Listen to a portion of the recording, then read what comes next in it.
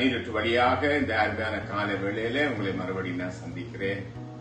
தேவனுடைய பரிபூரணமான கிருபையும் அவருடைய மகிமையும் அவருடைய நன்மைகளும் உங்கள் வாழ்க்கையில் இந்த காலங்களில் மூடிக்கொள்வதாக. நாம் ஆராதிக்கிற கர்த்தர் அவர் அடைக்கலமான தேவன்.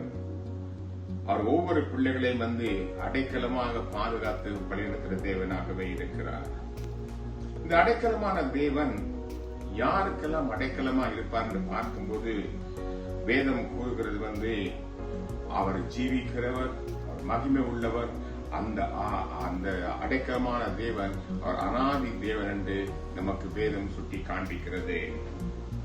இந்த அடைக்கலமான தேவன் எல்லாம் எப்பொழுதெல்லாம் நமக்கு அடைக்கலம் ஆகிறார் சொன்னால், நாம் ஆபத்து காலத்துல வேதம் சொல்லுது சங்கீதம் 46:1 சொல்லுது ஆபத்து காலத்துல இந்த தேவன் துணை செய்கிறவர். நம்முடைய வாழ்க்கையில ஆபத்து வரும்போது எதிர்பாராத விதமாக வருகிறது. அப்படி வரும்போது இந்த தேவன் அடைக்கலமாக நமக்கு உதவி செய்கிற தேவன். நெருக்கங்கள் உண்டாகும் போது பாதை தெரியாதபடி, வழி தெரியாதபடி நெருக்கங்கள் வாழ்க்கையில வரும்போது சங்கீதம் 59:16 சொல்லுது நம்முடைய வாழ்க்கையில நெருக்கம் உண்டாகிறது பொழுது யாரிடம் போவோம்னு தெரியாம இருக்கும்போது இந்த அடைக்கலமான தேவன் உனக்கு உதவி செய்கிற தேவன். மனுஷர் நம்மை தூற்றும் போது எதிர்பாராத விதமா நம்பி இருந்த ஜனங்கள், சொந்தங்கள், கூட இருக்கிறவர்கள் நம்மை தூற்றும் போது சங்கீதம் 124 சொல்லுது அவர் நம்மை அடைக்கலமாக தேற்றி நம்மை ஆற்றுகிற தேவன். அவர் அடைக்கலமாக தேவன் மட்டுமல்ல அவர் கோட்டையாக, அவர் துருகமாக, அவர் பாதுகாப்பாக. சங்கீதம் 91:2 படி இன்றைக்கும் அவரை நம்பி இருக்கிற பிள்ளைகளுக்கு அவர் உதவி செய்கிற தேவனாய் இருக்கிறார். அடைக்கலமா இருக்கிற அந்த தேவனை நாம் பெற்றுக்கொள்ள வேண்டுமா இருந்தால் 2 காரியம் நான் செய்ய வேண்டும்.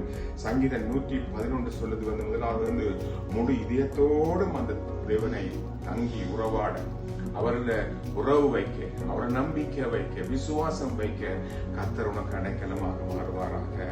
இன்னொன்று ரோமர் 10 போடப்படுகிற மரித்தோரிலிருந்து எழுந்த கர்த்தர் நிச்சயமாகவே இந்த ரட்சிப்பை கொடுத்த தேவன் உனக்கு அடைக்கலமாக கடைசி பரியந்தம் வரைக்கும் இருப்பாராக.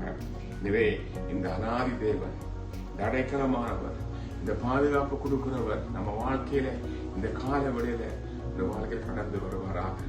ஒருவேளை இரவு முழுவதும் ஏதோ ஒரு கலக்கத்தோட தூங்கி எழுந்திருச்சு இந்த கால வேளையில ஆண்டவரே எனக்கு ஒரு காரியமாக வேண்டும் என்று நம்பிக்கையோடு இருக்கிற உனக்கு இந்த அந்த தேவன் அடைக்கலமா இருப்பாராக, பாதுகாப்பா இருப்பாராக, கோட்டையா இருப்பாரா, நம்பிக்கையா இருப்பாராக.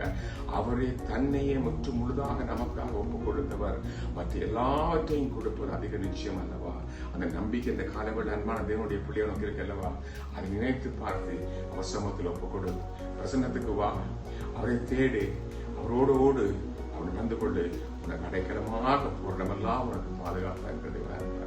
ஜெபிப்புமாக கிருபையாய் கொடுத்தது அருமையான கால வேளைக்கு நம்பியப்பா. அந்த பிள்ளைகள் வாழ்க்கையில என் கர்த்தனை அடைக்கலமும் கோட்டையும் மகிமையும் மாட்சிமையும் ஆபத்து காலத்துல அனுகூலமான துணையுமா இருக்கிற கர்த்தனில் ஒருவர் ஆண்டவரே. இந்த உலகத்தில் இருக்கிறவர்களுக்கு ஒரே நம்பிக்கை நீரா இருப்பதனால் இயேசுவின் நாமத்தினால் ஒவ்வொரு பிள்ளையும் ஆசீர்வதிக்கிறேன். தேவ பிரசன்னம் கடந்து வருவதாக ஆண்டவரே. பயங்கள் விலகட்டும், போராட்டங்கள் நீங்கட்டும், வியாதிகள் மறைகட்டும் ஆண்டவரே. பணப்பிரச்சனை காரியங்கள் நீங்கி போவதாக. மனதில் பெரிதான ஒரு சமாதானம் இந்த காலவெளி கடந்து வர அந்த தேவனுடைய பரிமள சமாதானம் நிரப்பும்படியா செபிக்கும். ஒரு பிள்ளையை ஆசீர்வதிங்க. உடைய கிருபையின் கரத்திலே தாழ்த்தி கொடுக்கிறேன். மகிமையும் மாட்சிமையும் துதியும் கனமும் மகிமையும் ஒருவருக்கே செலுத்துவோம். இயேசு மூலம் ஜெபிக்கிறவங்க அருமை பிதாவே. ஆமென்.